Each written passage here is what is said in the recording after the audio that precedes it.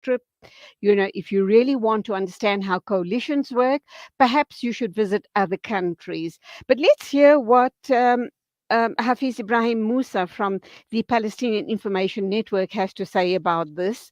And certainly, I kind of feel it's a blow to us, staunch supporters of obviously the Palestinian struggle. Ibrahim Moosa, assalamu alaikum, welcome to the program.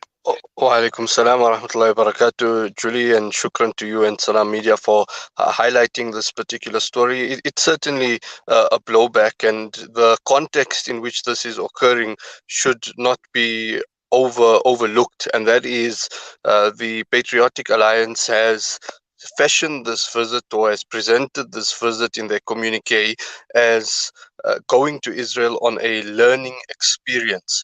And they make this claim looking at Israel as a country that has seen lots of coalition governments over recent years, and they say, as a party that is playing a big role now in coalition politics in South Africa, they're going on Israel to for a learning visit. Now, just one is to dissect that particular claim. Obviously, Israel has seen lots of coalition governments recently, but that does not make the brand of, or their brand of, coalition politics anything glitzy or glamorous. The fact that Israel has had elections now almost each and every year in the last few years because of the shakiness of those coalitions. And then there's always the elephant in the room, which is the occupation, and which is the growing isolation of Israel in the world, and going there to learn anything that Israel might be able to teach, cannot occur without acknowledging and without seeing the very toxic role that Israel is playing in the region and the world. And again, when it comes to the Patriotic Alliance, one has to also ask regarding this particular visit, and we could explore that, who is actually the players who's behind the scenes to try and ensure that they are making this visit, and what's the potential toxic role played by funders in trying to shape parties to take particular visits and take particular positions. And I'm just looking at the picture. There are 2, 4, 6, 7 people in the picture, which leads me to suggest that this is quite a big group of people. And something you've just mentioned a minute ago, we need to question who are the funders of the strip and what is the agenda of those funders. That's really the key question, is it not? Exactly, because there's not necessarily per se a blanket ban to say nobody can go to the Holy Land. So many people have gone, politicians themselves, and come with great insights, having done their own research, being free to move around, speak to everybody.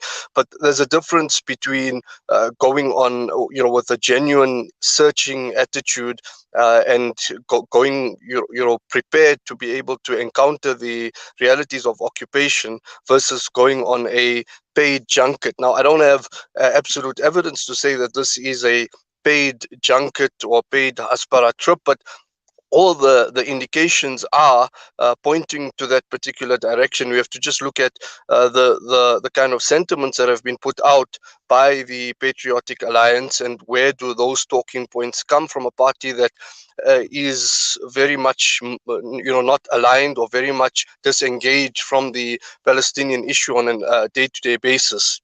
So they make statements such as, we are not going there to support anybody, we are just going there to learn. But then they say we're not taking sides. Firstly, I'd critique that particular statement, saying that for an issue like this, where right and wrong, justice and injustice is so clarion clear, there would be a need to take a side. Even being neutral in a situation like this would automatically position one in the group, or in the WhatsApp group of the occupier. That's one. Then they, while saying that they're not taking sides, go on to say that it harms the Palestinians that they are not willing to speak to Israel. It's even harmful to the Palestinians that they're not speaking to Israel. This is a party that hasn't taken the step to speak to the Palestinians. and they are already passing judgment on the Palestinians. So where do these particular talking points come from?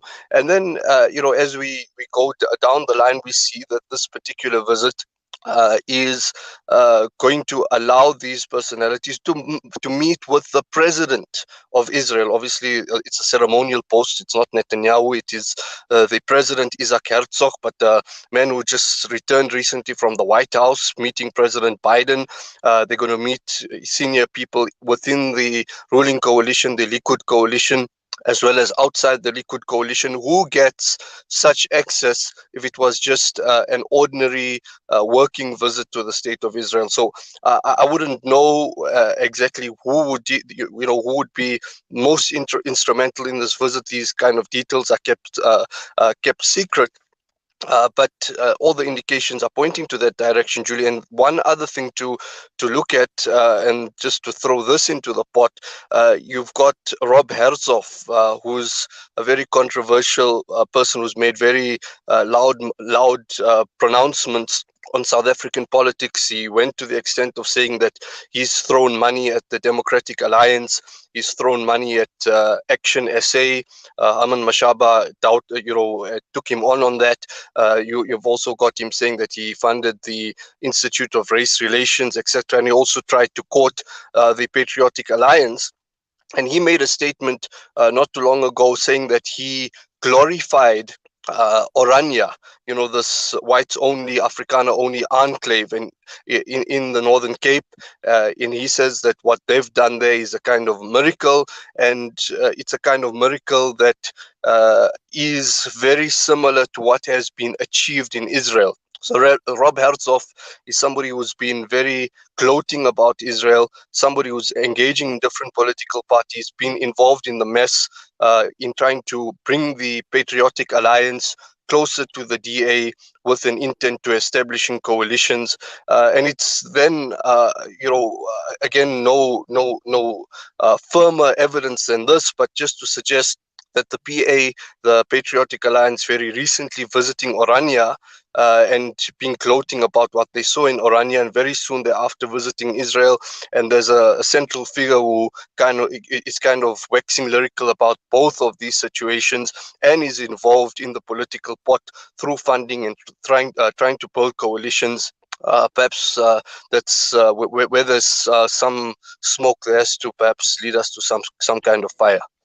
Absolutely. You just need to connect the dots because Clayton Mackenzie himself has said that, and I quote, "I'm a very curious person, which is why when I was invited to Orania, I went to see for myself." So obviously, here is someone from the PA who visited Orania himself. Perhaps he went. With this funder of his, and like I said, just connect the dots. Clayton Mackenzie goes on to say there was good there and there was bad. And, he says it doesn't mean that one can't learn from the place. Here he refers to Israel. And he says that one needs to go on these type of missions to see the good and the bad. And like you rightfully also said, he went on to say, we're not taking anyone's side. That also leads me to question the recent soccer match between the Buccaneers and an Israeli side. Government themselves stepped in to ask the soccer team, the local soccer team, not to engage or not to play that particular match, but they went ahead and they played the match. Again, I kind of wonder about how much of money exchanged hands there, because at the end of the day, isn't that what it's all about? Bottom line, greed, control, power, and money.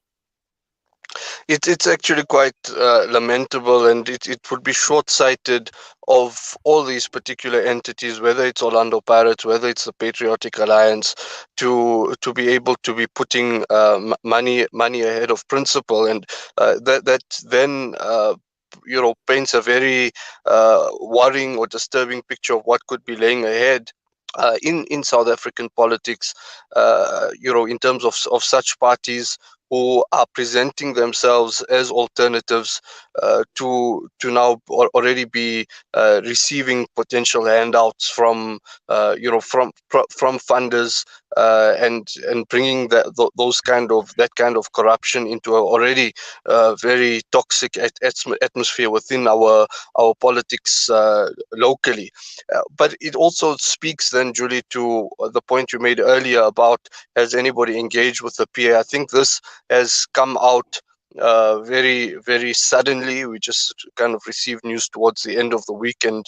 Weekend is kind of a lull period, and straight thereafter they've already landed in the Israeli state. But we find that the Zionist lobby has engaged with literally every party in the on the political horizons. If they cannot win with the leadership of a party, they would go, to lower level members of the party. If they cannot win with the party itself, they would go to members, functioning members, normal functionaries within government, and they would not stop pushing. And we perhaps sometimes see that the approach taken by the Palestinian movement has sometimes been, targeting one party and just maligning the rest of the parties, and that becomes problematic when you have coalitions and you have so many parties having a say.